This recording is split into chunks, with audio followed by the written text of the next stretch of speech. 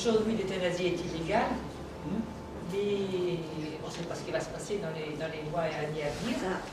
À ce moment-là, le corps médical qui a une position comme vous, M. Morel, qu'on a bien comprise, comment vous voyez, comment vous pouvez envisager la chose, votre façon de votre pratique. Alors, je vais distinguer deux choses. Il n'y a pas de raison, on n'est pas ni mieux, ni moins bien que nos amis belges, que nos amis québécois, que nos amis suisses. On a tous la même humanité. Et je plaide pour que si la société veut aller ailleurs, on dégage le corps médical de cette pratique. Moi, c'était mon credo, je resterai là-dessus. Et à ce moment-là, le corps médical peut faire une évaluation de la situation, peut proposer quelque chose qui est de la, en termes thérapeutiques pour que ça se passe bien. C'est-à-dire qu'il ne s'agira pas pour le coup, là je trouve que c'est presque inhumain de dire s'il y a un droit qui existe, de faire pour que ça se passe mal. Non. On peut ne pas être d'accord, mais de là à appuyer sur la personne qu'on considérait qu'elle a la tête sous l'eau, je ne vois pas le faire. Donc d'abord, dégager le corps médical de cette pratique. Si jamais le corps médical est inscrit dans cette pratique, et c'est ça qui me fait peur, on s'y habituera et on le fera. Pourquoi? Parce que quand je suis allé voir nos collègues belges, même si on y est opposé, quand je suis allé voir nos collègues belges, qu'est-ce qu'ils ont dit? Ils disent voilà, on a dépénalisé l'euthanasie et on se retrouve dans des situations paradoxales où on a des personnes qui viennent nous voir avec des demandes d'euthanasie et on pense qu'on a 9 chances sur 10 que par une prise en charge correcte, elles changent d'avis. Mais c'est notre quotidien. Mais elles viennent en demandant la question. Et donc il y a deux possibilités.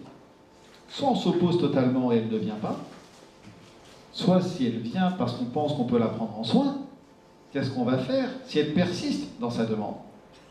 Est-ce qu'à ce moment-là, on aura bien sûr un droit de retrait, une liberté de conscience, ce sera évident, mais la liberté de conscience, elle est très théorique, parce que là, elle n'existe plus, la liberté de conscience. Parce que vous imaginez, vous avez 10 personnes qui sont venues, donc vous avez une expérience sur une année, il y a 9 personnes qui finalement vous avez accompagnées sans faire l'acte, puis la 10e, non, c'est trop difficile, elle est dans la maîtrise, peu importe. Qu'est-ce que vous faites? Vous dites, vous allez dans un établissement qui le fait, ou vous restez et on le fait. Si vous l'envoyez dans un autre établissement, qu'est-ce qui va se passer? Les 10 autres personnes l'année d'après vont peut-être pas venir. Et là, vous dites, merde, c'est 9 personnes que j'ai peut-être laissées sur le carreau, qui vont aller directement chez le voisin se faire. Et là, je pense qu'on est pris dans un piège qui est éthiquement intenable. Et là, on nous tiraille dans une violence extrême, qui est qu'on sera mis devant un non-choix. Et vous, comme nous, on sera mis devant un non-choix. Et ça, c'est terrible. Ça sera une prise d'otage. On ne pourra pas fuir à un moment donné. Alors au début, si, on le fera. Mais on fera comme en Belgique. Il n'y a pas de raison. À un moment donné, on dit, bah si. Dans les unités de soins palliatifs, on fera des euthanasies. Alors même que j'y suis profondément et intimement opposé. Mais la difficulté, c'est qu'à partir du moment où ça devient un droit, on ne pourra plus être dans la même type de réponse. Si c'est un droit qui s'inscrit dans la médecine. Puisque au Canada, par exemple, c'est devenu un soin de fin de vie. Pour contourner, alors c'est un peu compliqué au Canada, mais au début, au Québec, ils avaient mis ça comme un soin de fin de vie pour contourner un dispositif, l'interdiction du meurtre. Donc il y aura des discussions là-dessus, sûrement.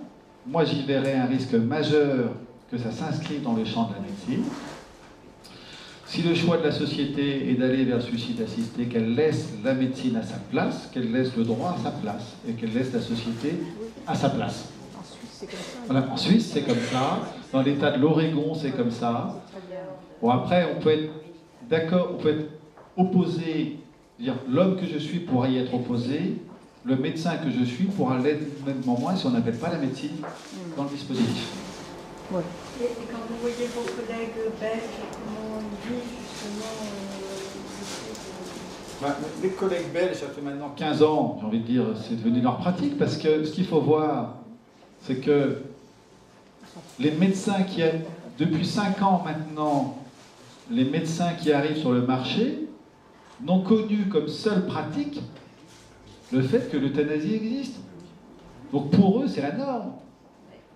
Ce qui se passe, et en Belgique, on le voit parfaitement, c'était la crainte, moi j'étais allé avant ma présidence 15 jours, et je continue à avoir des contacts, c'est que ce qui était de l'exception, on nous dit, pour des situations exceptionnelles, un droit d'exception devient un droit, l'exception devient un droit A, ce qui est différent de la transgression. Je considère que dans certaines situations, on peut transgresser, et on rend compte au juge, et on rend compte à la société, et la société regarde dans une situation singulière si on a des circonstances atténuantes ou pas. Et aujourd'hui, en France, le droit n'a jamais puni de peine ferme un acte d'euthanasie. C'est vrai. Jamais. Mais parce que derrière, il y a un juge, il y a une cour d'assises qui va regarder la singularité de la situation. Donc on se dit, tout ce qui est exceptionnel, on le laisse du côté de la justice, qui rend compte après. Ou alors on va vers un droit, pour aller chercher l'extrémité des périmètres, des possibilités, des situations, mais d'un droit, on ira à une norme. Et que finalement, resteront dans le doute que ceux qui ne sont pas nés avec ça. Aujourd'hui, la peine de mort, quand vous parlez de la peine de mort à nos enfants, mais ils rigolent. Ils n'imaginent pas qu'un jour, j'étais encore avec des étudiants cette semaine, et je leur dis, mais vous savez qu'un jour, à la santé, on coupait des têtes. Et parce qu'en fait, ils venaient me voir sur la greffe des têtes. Vous savez, c'est des étudiants en première, je leur dis, vous savez, c'est dommage qu'on ait plus la peine de mort, en rigolant, on aurait pu avoir des têtes bien coupées, bien tranchées. Bon, regardez. Je dis oui, ça existait. Donc vous voyez, c'est ça aussi, les changements sociétaux, c'est qu'au début, ça bouscule, puis après, ceux qui se sont battus pour ou contre, peu importe d'ailleurs, mais ils ne sont plus là. Une nouvelle génération arrive, ça devient un droit, ça devient une norme, et aujourd'hui, l'euthanasie en Belgique est une norme. Dans nos choix à venir, en tout cas pour la Belgique et peut-être pour nous, il y a à un moment donné une espèce de choix sur la façon dont on veut mourir, et que ça fasse partie d'un de ces choix possibles. C'est mon choix. Par contre, d'après ce que disent les Belges, parce que on les a rencontrés aussi pas mal à la SPI de Lille, et ils disent que les soins palliatifs, les accompagnements en soins palliatifs se développent aussi parallèlement pas mal. Oui, elle avait dit Oui, oui. Ah bah oui. Et ça, je trouve ça quand même génial. Et plus ça se développera, et peut-être moins... Non mais c'est-à-dire qu'on donne l'os à ronger en même temps. Hein. Là, il ne faut pas être dupe. D'un côté, on dépénalise l'euthanasie, d'un côté, on donne plus aux soins palliatifs, c'est pour compenser. Hein. Oui, mais enfin, chez nous, si on donnait un peu plus... Non mais on a eu la même chose. Je vais vous dire, on a eu la même chose, nous. La loi sur la sédation profonde et continue, le plan de soins palliatifs. Oui. Donc, on a eu l'os à ronger. Alors, je le porte, j'en ai bien conscience. Et je crois aussi qu'il faut que nous ayons un regard un peu plus optimiste sur ce qu'on est capable de faire. Là, c'est le côté un peu animateur du plan qui le dit.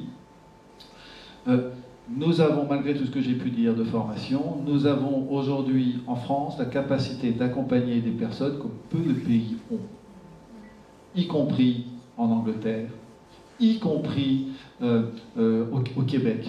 Au Québec, on ne peut pas mourir chez soi. C'est les familles qui font tout. Il n'y a pas d'infirmière à domicile, il n'y a pas de médecin à domicile. Vous avez vu l'état de nos urgences anglaises. Alors certes, ils ont des hospices, mais nous aussi, on a nos USP. Et les urgences aujourd'hui, pour avoir une unité de soins palliatifs, on est capable de faire des admissions directes en unité de soins palliatifs via le SAMU. Donc, je crois qu'on peut demander plus.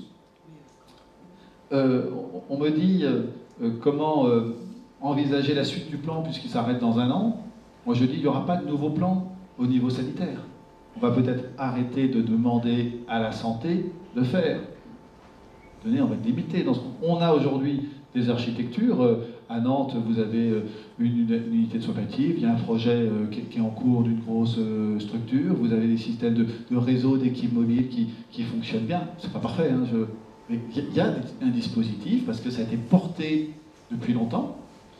Et pour moi, le prochain enjeu, on a discuté déjà Huguette, c'est un enjeu sociétal communautaire.